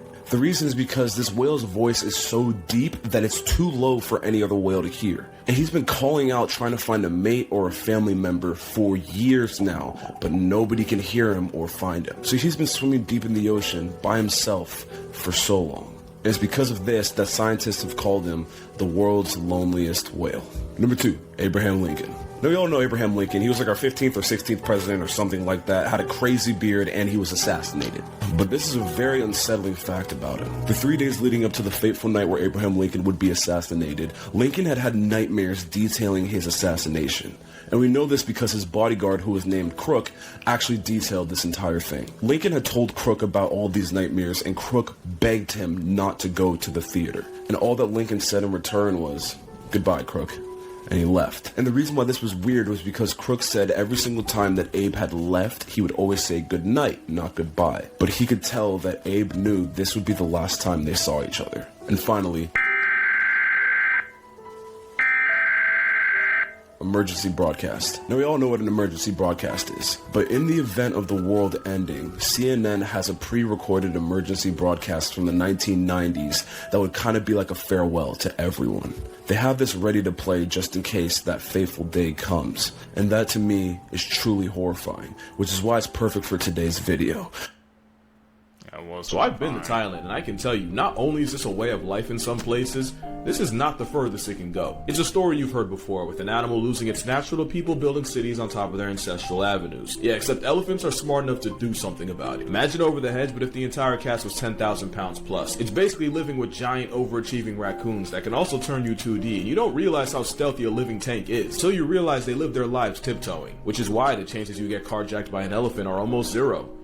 Unless you're driving in Thailand. In some parts, elephants have memorized the paths of sugarcane trucks and will literally block the entire road like a one-man toll. Only after they take their share of sugarcane do they let the driver go on their way. And the main guy responsible is this bull they named, of course, the Dawn. And there is no dodging the Dawn because the spongy material in their feet can detect low-frequency vibrations from miles away, so they can clock things like an earthquake before it hits or a truck carrying goodies. But the best part is, even though Dawn could probably empty the entire truck, he always takes enough food to feed himself, but not so much that the drivers have to do something about it. Basically, he's just a part of life, and he's even taught other bulls to use the same discernment. It doesn't always go down like that. The elephant-human conflict often gets both sides relieved from the senses, but that is the most professional carjacking I've ever seen. Just light work for the smartest thing alive without thumbs. The more you know, and just for the record, there is definitely an elephant in here. Here's a test to see if you or someone you know has arachnophobia. Arachnophobia is the extreme fear of spiders. At level 1, we have the daddy long legs. When I find one of these spiders in my basement, it freaks me out. It's definitely the legs, but if this freaked you out, don't watch level 2. Okay, at level 2 we have this spider. I don't know why, but it feels like it's looking right at me. This one honestly makes me super uncomfortable, so we're going to level 3. Yeah, this one freaks me out. One of the biggest things about spiders that I'm afraid of is them biting me, and this captures that perfectly. If you passed all the levels, congrats. Make sure you send this to a friend to see if they can. I passed, but like you said, in 2005, a 37-year-old man from Houston, Texas decided to go to the beach to fish. The sand on this beach was super compact, meaning that it kind of felt like concrete. So it wasn't uncommon for people to take their cars on this beach. And on this specific day, John decided to drive his truck all the way up close to the shore where he unloaded and began to fish. He waded into the water so that he was about waist deep and began to fish. After a few hours of fishing, the weather started to get a little worse. And John, who had been out there for most of the day at this point, was beginning to feel a little bit tired. So he decided that he would take a nap. But instead of taking a nap inside of his truck, which was right next to him, he decided to crawl underneath it and sleep under the truck. And soon John drifted to sleep. Hours went by and soon it was dark outside. Unfortunately, while John was sleeping, the tide came up and his truck began to sink in the soft sand. And in doing this, it crushed him to death. Why would he climb up under his truck and sleep on a beach? That makes no sense at all. The car is right there. So, Amy Slaton from TLC's 1,000 Pound Sisters was just arrested, and the way she was arrested is an actual fever dream. Like, honestly, I feel bad because if this goes the wrong way, she could lose custody of her children. So on Labor Day, Amy Slaton, her boyfriend, and 2 children went to a safari park in Alamo, Tennessee. It's basically like a drive-through zoo where you can feed the animals and pet them if they let you.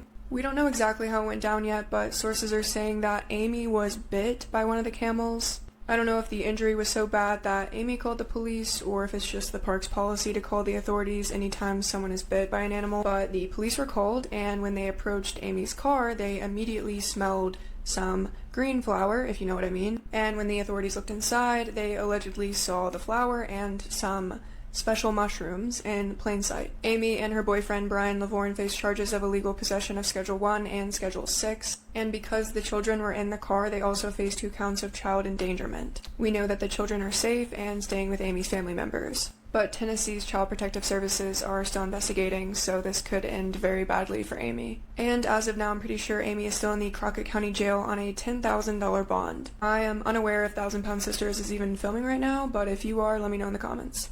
They put a 3-year-old in a shed without water or electricity, and now this couple was just arrested in Georgia for doing so. On top of that, the shed was apparently absolutely disgusting.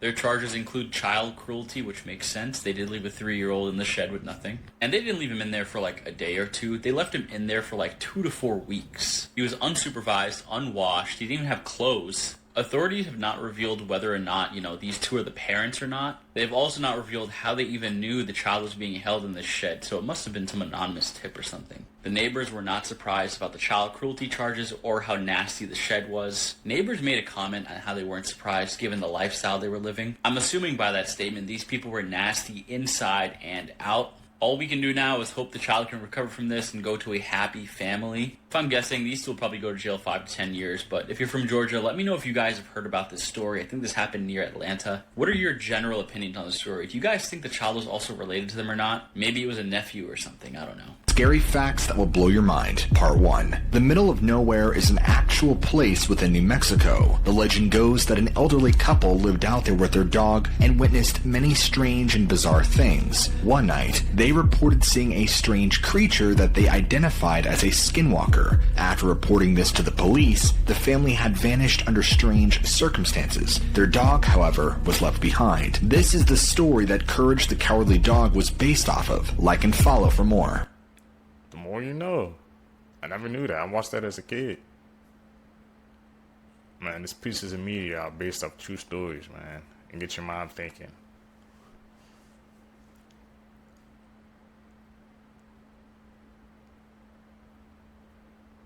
Here's some crazy history that you didn't learn in school. A woman back in 1986 earned her helicopter pilot's license, rented a helicopter, flew it over a prison to rescue her husband, a convicted bank robber, on the roof. You know, whatever it takes, I guess. 2 million people from Latvia, Estonia, and Lithuania formed a 600-kilometer human chain that united all 3 countries to show the world their desire to leave the Soviet Union. A mechanic heroically fixed a plane's landing gear mid-flight from a moving car in 1985. A person nicknamed Sober Sue drew people out to see her in the early 1900s because she never smiled. A theater literally offered $1,000, which was a lot of money back then, to anyone who could make her laugh, attracting even the most famous comedians. It later came out that Sober Sue suffered from facial paralysis, making it impossible for her to smile. Neptune was only discovered after astronomers noticed Uranus's orbit wobbling. Mathematicians predicted where it was by using Newton's laws, and a telescope confirmed that Neptune was right where they thought it was. And the fact that it was in the 1800s, that's so cool. Morbid facts, part...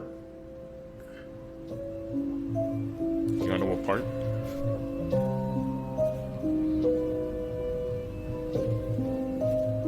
'69. The Grinch as a kid was played by an 18-year-old actor with dwarfism who was barely 3 feet tall. Sadly, he died of heart failure just 2 years after the movie was released. A woman posted this photo to Reddit to show the progression of Alzheimer's through her mother's crocheting. From left to right, the squares show her mother's decline over a 2-year span. When the mummy of Ramses II was transported to France in 1974, it was issued an Egyptian passport that listed his occupation as deceased king. A designer of the Titanic named Thomas Andrews was on board as it sank. His original design included more safety features such as watertight compartments and twice as many lifeboats. But his ideas were rejected because others thought that the extra safety features would make the ship look ugly. He spent his last moments helping to evacuate passengers, and his body was never recovered. This 2-year-old went missing in New York City, and now they're suspecting that his father threw him into the river. Police are now diving in the Bronx right now to try to find him. The child was last seen in early May with the father, so obviously he's suspect number 1 right now, but he's being suspicious. The mother asked him about where her son is, and he pulled out a knife on her just a couple days ago on June 7th. He went missing on May 10th at 10 p.m. He was last seen leaving a family get-together with his father.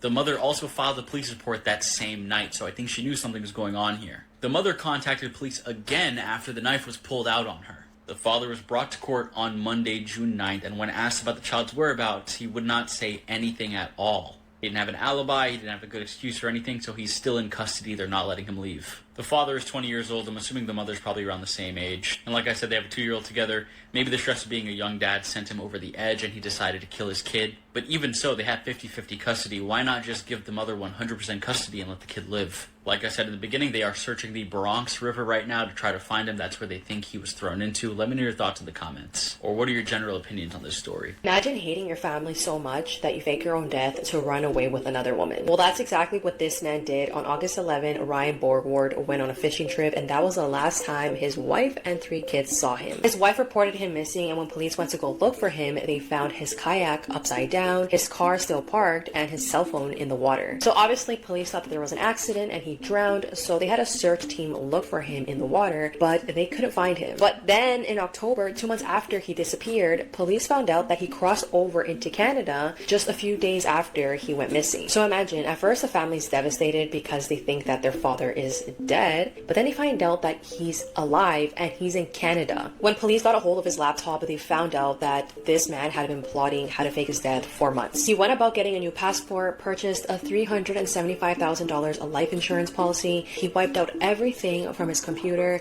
and even changed the emails linked to his bank accounts. But it gets even crazier because police found out that he sent money to a foreign account, and then they find out that he was in contact with a Russian woman this entire time. So did he leave his family to start a new life? But then everything kind of went downhill for him because he sent police a video telling them that he was safe and alive and there's nothing to be worried about. Then he decided to return to Wisconsin a couple of days ago and he was arrested for faking his own death. So my question is, what made him come back? Did his relationship with this woman not work out? And I'm gonna tell you maybe he found out the grass isn't, green on the other side. He left his whole family, went to the most extremes to do it, man. Faking your own death just to get away from your family. You couldn't just break it off, get a divorce like normal people. He went to the utmost extremes, man. I don't know what was going on there. Exactly why that deer put the hooves on that woman, and how you can avoid getting violated by venison. So a deer, or really just grazing or hunting animals in general, they'll often leave their deer dependents hidden in one spot for most of the day while they feed themselves. They'll leave the fawn for hours and really only stop by a couple times a day to nurse or groom them. It's actually why the baby Bambis of the world have spots. It breaks up their outline and helps them hide from threats to minor safety. Mama deer will even lick around the baby's undertail area to make it pee and poop, which the mother will eat to minimize the newborn scent, because sometimes motherhood is just a sandwich of shiitake mushrooms. Now what does that have to do with old girl getting the beats put on her like Afro music? You remember how people used to say you should never touch a baby bird because your scent means its mother will abandon it? Well, it's a myth. Most birds can't smell, but it's actually because a lot of the times the fledgling out of the nest is perfectly fine, and the myth is to keep kids from accidentally killing baby birds with kindness. The difference is, in a world of fight or flight, deer can't fly. Also, because there's obviously less predators around us, deer get real lazy with their hiding spots, and I know that because I literally took this video a year ago of a baby deer out in the open, and despite my crippling lesser judgment, I didn't touch him, I didn't even get close to him, and a couple hours later his mama and friends came to pick him up. That's the difference between walking away and getting the brakes beaten off you by a boxing ass Bambi. The more you know. Actually no, because I got curious, looked it up, and it's somehow worse because woman took a picture of a deer giving birth, so the more she knows. 3 people that you won't believe exist. This Indian woman has a condition that makes her grow extra fingers and extra toes inside the womb. Altogether, this woman has 31 fingers and toes. And this person's huge jaws is actually from a medical condition. The condition is called cherubism. Doctors were shocked when this man walked into the emergency room with severe chest pain. And after some ultrasounds to see what was causing his pain, they actually found out that this man had 2 hearts. This video is going to change how you see the world. This map shows how much forest is covering each state, and honestly, 71% Alabama surprises me. I didn't realize it had that much forest. 89% in Maine, compared to what I know of in Washington and Oregon being around 50%, also blows my mind. I've never been to the Northeast other than New York. This map shows which country is closest to where you live in the United States. Being in Jacksonville, Florida, I live near the Bahamas. I actually put this map up on my Facebook page a few months ago, and everyone thought that I was suggesting that Mexico should take over that part of America, Canada should take over all of the north part of America, Cuba should only take Floribama, just nothing else, just that little spot, you know?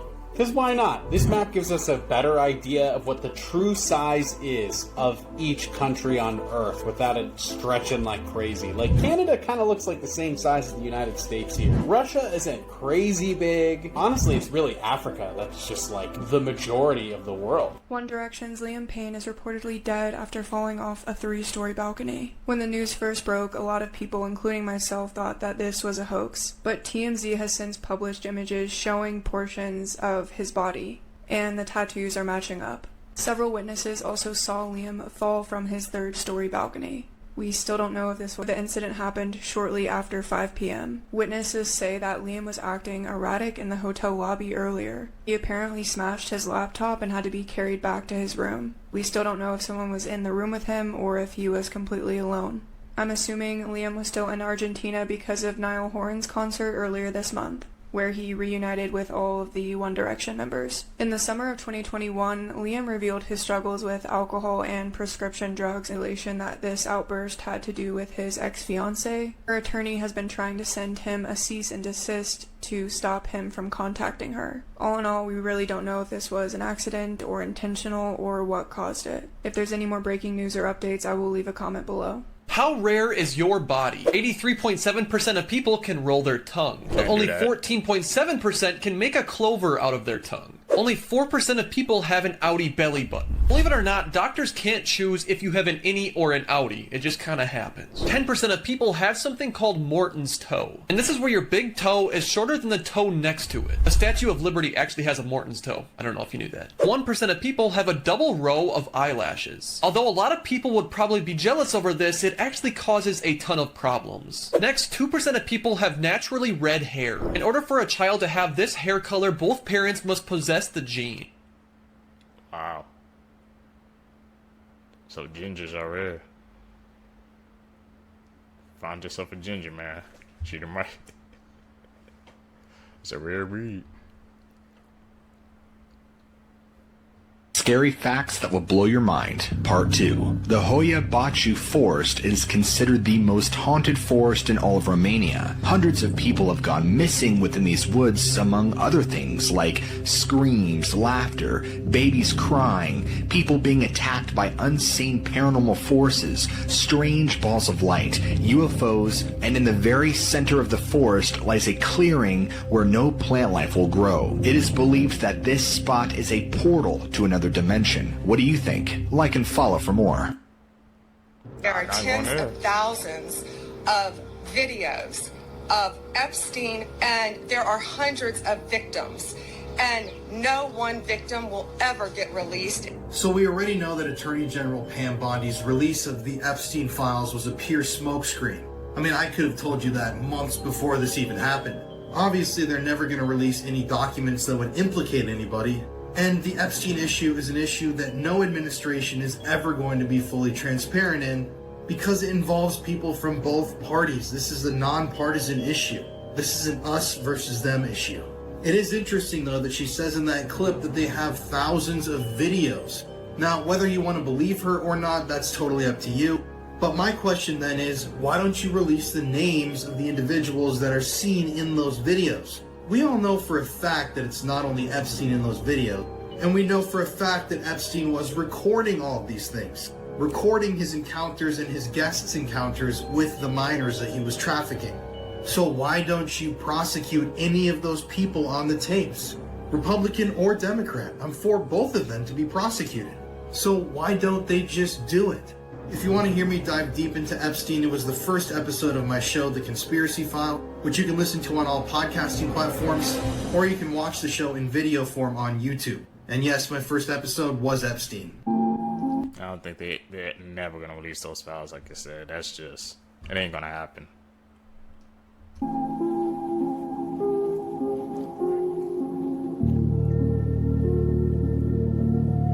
This autistic teenager was left alone with his baby brother when the house burnt down. Listening to both sides, question testimony. I believe the state has, in fact, met their burden. So therefore, I am going to find that there is probable cause to charge the individual with the found over before General Sessions Court for those charges.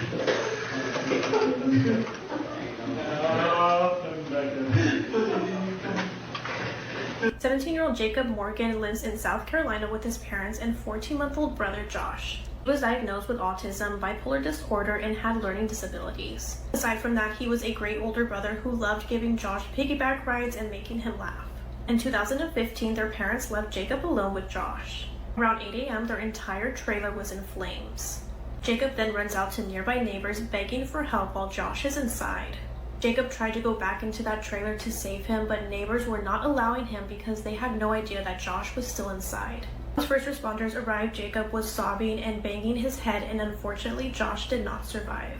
Since Jacob was the only one at home with Josh, he was interrogated for 5 hours without his parents or a lawyer. He kept switching his stories around, but with being autistic, the high stress was getting to him.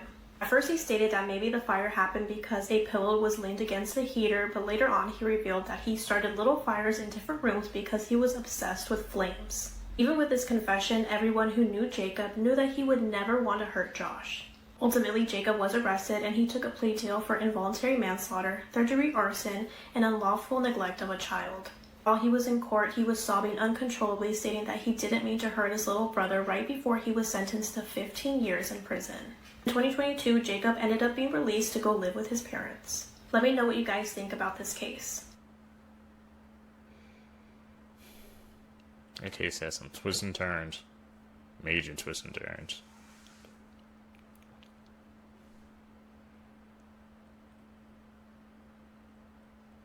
Here's the meaning behind beloved rappers' names. Starting off, we have X. He said his name revolves around the unknown in his life, but let's have a listen. Right, so X Tentacion means unknown temptation. The significance of the X, for some time, the X was the only unknown numeral to me. So, I mean, Tentacion is temptation in Latin. So I actually just pushed the two together in unknown temptation because I feel as if that's what my life revolves around. Next, we have Juice WRLD. His name was heavily inspired by Tupac and a misspelling. Let's have a listen. The haircut, like the juice cut, like Tupac, the one that he had in the movie. I think WRLD came from me spelling it wrong. I think I was making like an account on something, and I spelled it wrong because world was actually taken. Like. And finally, we have Lil Uzi Vert. I already had the vert part. It was like vertical, like straight up. One day I was rapping and there was this guy. He was out there. He was like, "Oh man, you rap fast like a machine gun, like a little Uzi or something." So they got those names. She ate a poisonous cake that was left at her doorstep. 17-year-old Ana Neves was from Brazil, and she was described as a quiet girl who had a few close friends. Secretly, one of Anna's best friends was actually jealous of her, and she was planning something sinister. On May 30th of 2025, a guy delivered a package with a cake inside to Anna's home. Anna wasn't home at the time, so her sister took in the package. Anna arrived home later that evening around 6 p.m. and her sister was so excited to show her this cake because it had a note that said, "A treat for the most beautiful girl I've ever seen." Anna was flattered because she believed this was from a secret admirer, and as she was eating this cake, she had no idea that that was a big mistake. Less than an hour after eating that cake, she started to vomit violently and have severe diarrhea. The following day, her symptoms got worse and her father rushed her to the hospital. Medical staff told her that she had food poisoning, so she was given medicine and hooked up to an IV drip, and slowly she started to get better. Soon she was discharged and sent home because it seemed like she was back to normal. But later that day, once she was home, she fell on her bathroom floor and suffered a cardiac arrest. Once emergency services arrived to her home, she had passed away. Anna's family was trying to figure out how this could have even happened to her, and that's when Anna's sister remembered that there was a strange guy who had dropped off this delivery. Her family contacted the police, and they were able to determine that this cake was bought at a local pastry shop named Menina Trufa. The owner of the shop spoke with police, and she stated that an order was made for this cake and that an unknown delivery guy from an app had picked it up and delivered it. Police tracked down the guy who delivered this cake, and he was able to get the address of the person who ordered this cake, and it ended up being Anna's best friend.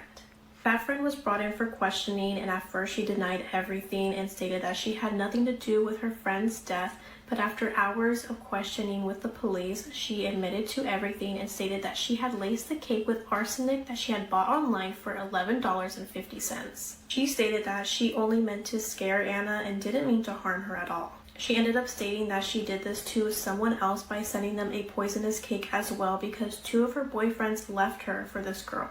This other victim became extremely ill, but fortunately she survived.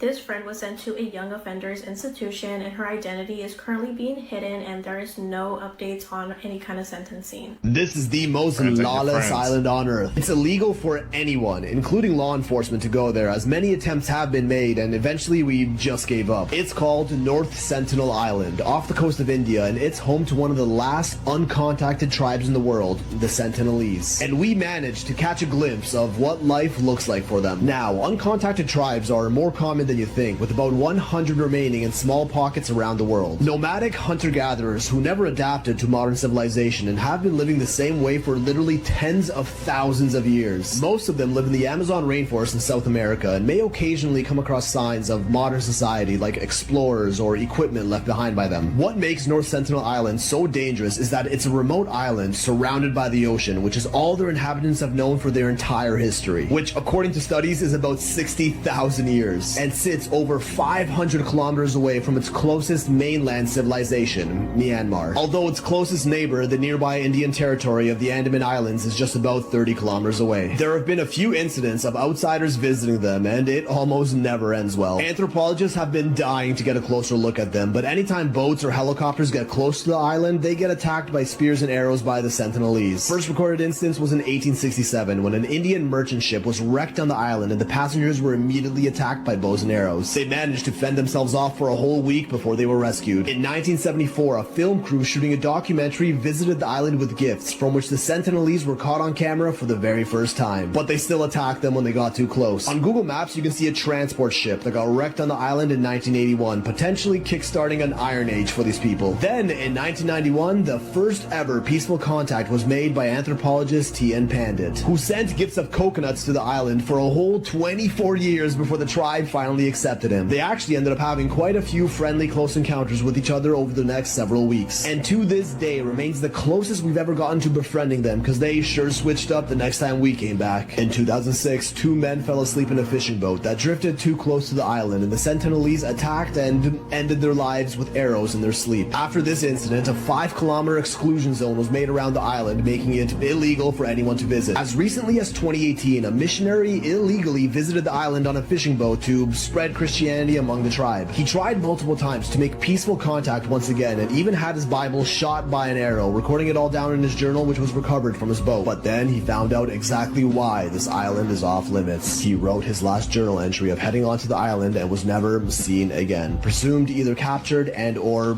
ended by the tribe. Rest in peace, John Allen Chow. Around the same time, never before seen drone footage taken deeper inland of the island was captured up close for the very first time, showing us how they live, their shelters, pathways, and even a large dome that could serve as a marketplace, a theater, or even a religious site of sorts. And also captured the Sentinelese people themselves in their natural habitat, each one of them curiously looking up at the drone, which they probably thought was a demon or maybe even a god that may become part of their culture's mythology in the centuries to come.